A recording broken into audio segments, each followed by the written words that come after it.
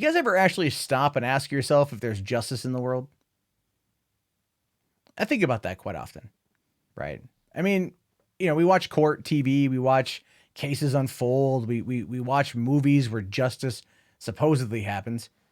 But then we look at the real world, we see that it's not black and white, that it's just absolute like shades of gray, way more than 50. And then the question then becomes, does justice actually come for those who deserve it? Some argue karma will eventually get everyone, right? Everyone will get their karma. I don't always believe that. I think in many cases, bad people fail upwards. And they fail upwards predominantly because they're really good at playing that game. They're really good at trying to exploit the weaknesses of others in order to get ahead. And the other people that they step on, they don't care, right? I mean, it's oftentimes the trait of a sociopath, isn't it? Someone who just doesn't have any care about how they impact other people. So when I talk about justice, when I talk about karma, when I talk about all these things, and you apply it to someone like Zoe Quinn, it's wild, right? It's absolutely wild where things are and where things haven't gone. I mean, we live in a cancel culture age. We live in an age where if you so much as look at somebody the wrong way on a date, you're done. If you say the wrong thing in public, you're done. They just had, someone new, some guy hired for SNL to be on the new cast.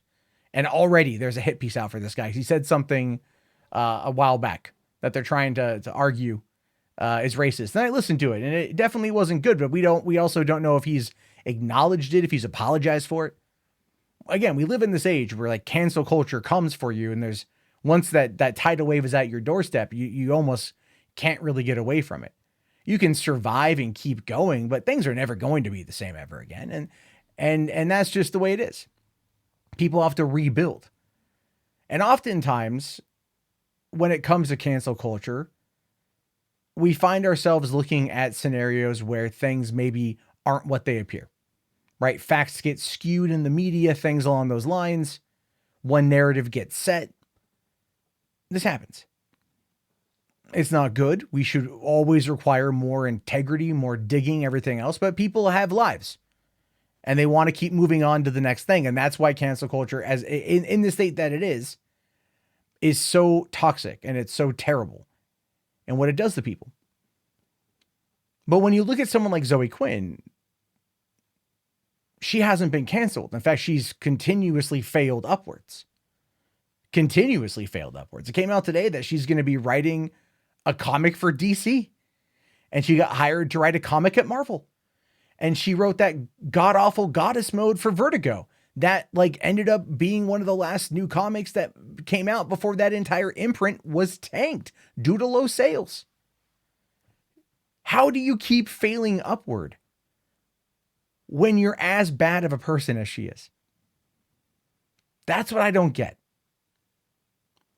We've seen this throughout the years, and it's, what it is? I think it's the fact it's the source of the information. That's what people take. It's the source of the information. If you criticize Zoe Quinn and someone on her side who's in a position to maybe do something looks to see who the source is coming from, and they can find any way to discredit the source, it's done. It's DOA. It doesn't even matter. But the same with like Alec Holowka and Zoe and those DMs that came out. And I know the person who put the DMs out.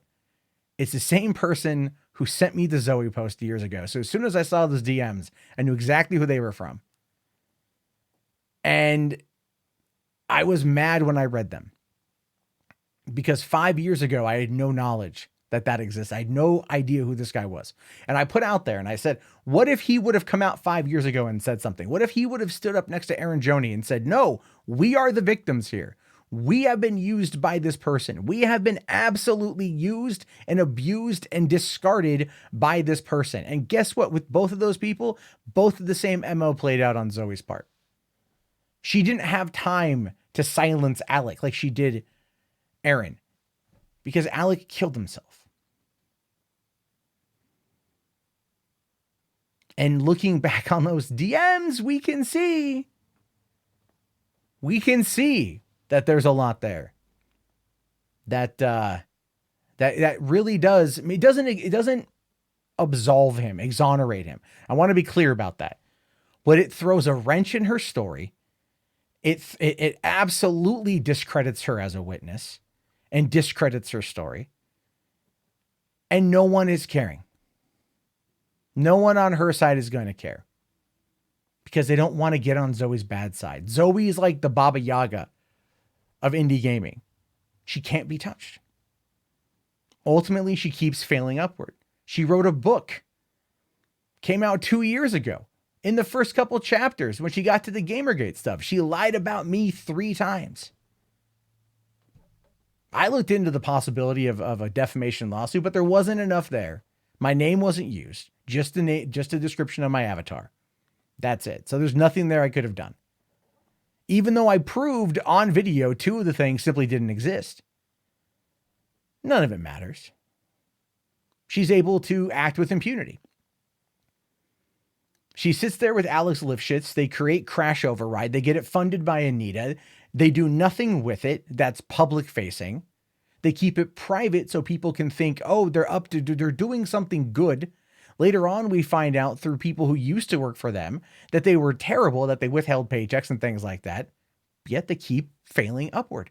She raises $80-some thousand for a Chuck Tingle FMV video game. Gets Will Wheaton and Chris Cluey to be in it. Says that it's gone, right? She's out of money. She tweets this from vacation in Japan. Tweets before she was in a kimono in a hotel room.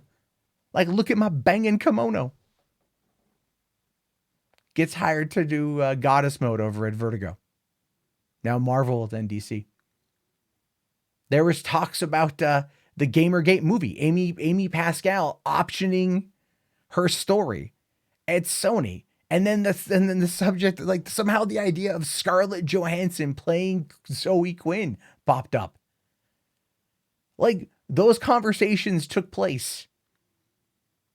The Gamergate movie was something that literally Sony wanted to make. And I think if it wasn't for the Sony hack that dethroned Amy Pascal, the cultural idea behind Gamergate, what people were trying to make it out to be, was exactly what would have happened. We would have gotten that movie.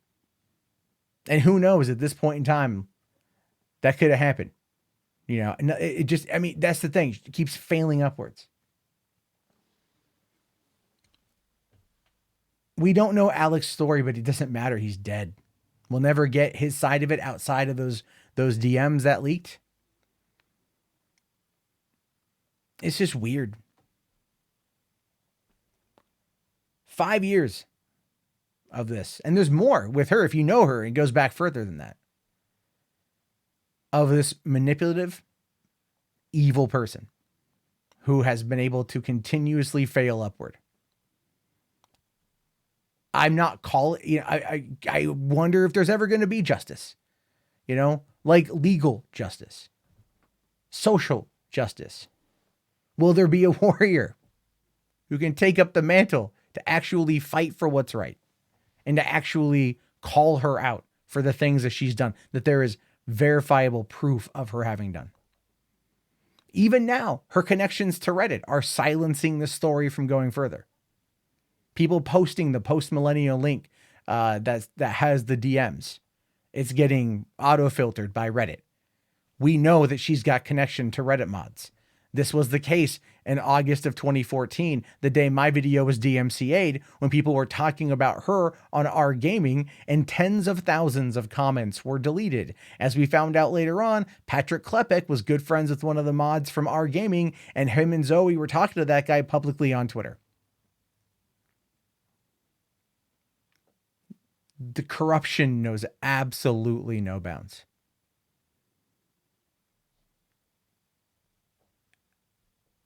I know there's nothing to be done to bring Alec back. I didn't know him. I don't know if he was a good guy. If he was a bad guy, I have no idea.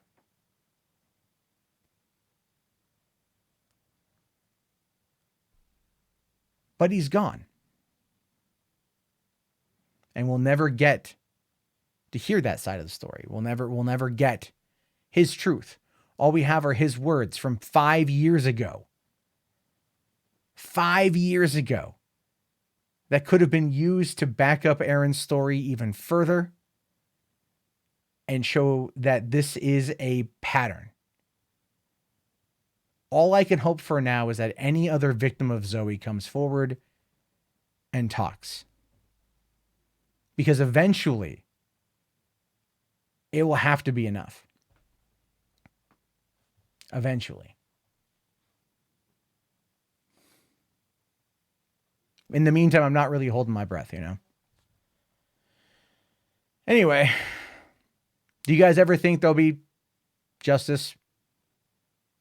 Or is it just a lost cause at this point? And again, I don't mean physical, nothing along those lines. Nothing along those lines. And no way am I alluding towards that.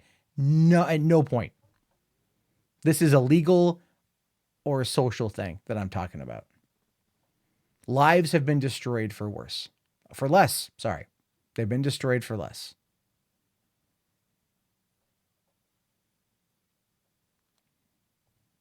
Your thoughts. Let me know down below. I'll talk to you all later. Have a good one. Peace out.